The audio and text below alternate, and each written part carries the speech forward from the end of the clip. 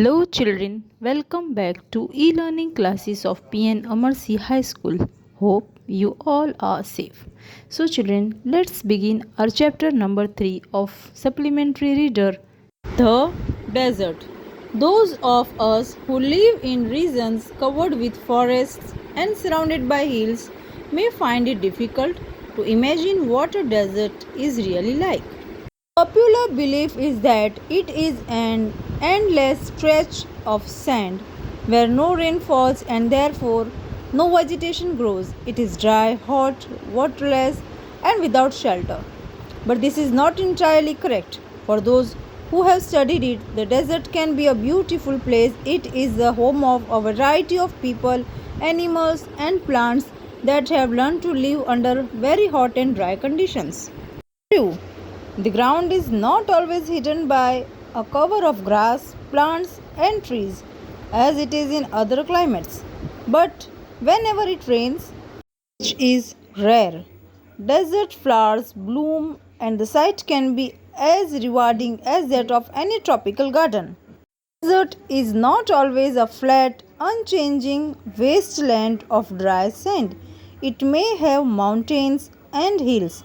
It may have oases, big or small.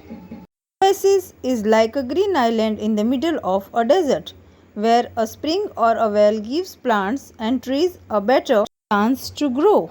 A desert may be hot like the Thar or cold like Ladakh, but generally speaking, if a place has little or no water and vegetation, people usually call it a desert. Some deserts are almost totally without water. In such places, strong winds blows, raising heaps of sand and depositing them as mounds. These are called sand dunes that shift and move endlessly across the desert. Few plants can survive on such dry, shifting sands. So children, in this part of the lesson we come to know that desert is not only a part of a wasteland, but it can be a beautiful place with a variety of animals and people living there. There is a beautiful place, a small pool of water is called oasis.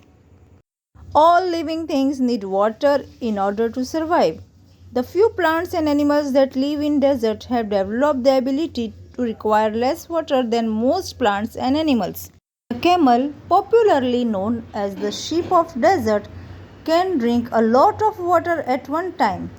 Camels can do without water days together. And we already know that camel is called the sheep of desert because it can stay without water for many days. The reason is they sweat very little. We sweat because we must keep our body temperature constant. We sweat when it gets hot and this cool the body. Camels can stand high body temperature. They don't need to sweat and can therefore retain the water they drink for long periods of time. The smaller desert animals do not drink water. They burrow underground during the hot day and come out at night to eat. Some of them eat other animals and get the water they need from the moisture in the meat. Others eat plants and seeds and get the water they need from plant juices. Desert plants also adapt themselves to the life they lead. Cactus plants store water in their thick stems. Their roots lie close to the surface of the ground and quickly absorb the moisture from the light rains that occasionally fall. The major feature of all deserts is, of course, dryness and variations of temperature.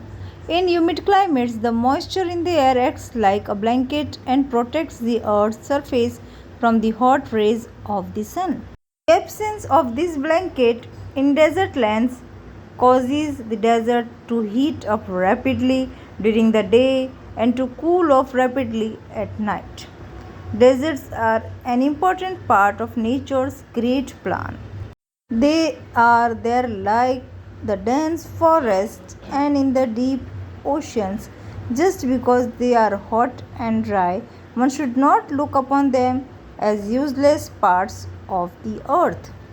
So, children, once you two read this chapter, hope you all understood everything about the desert.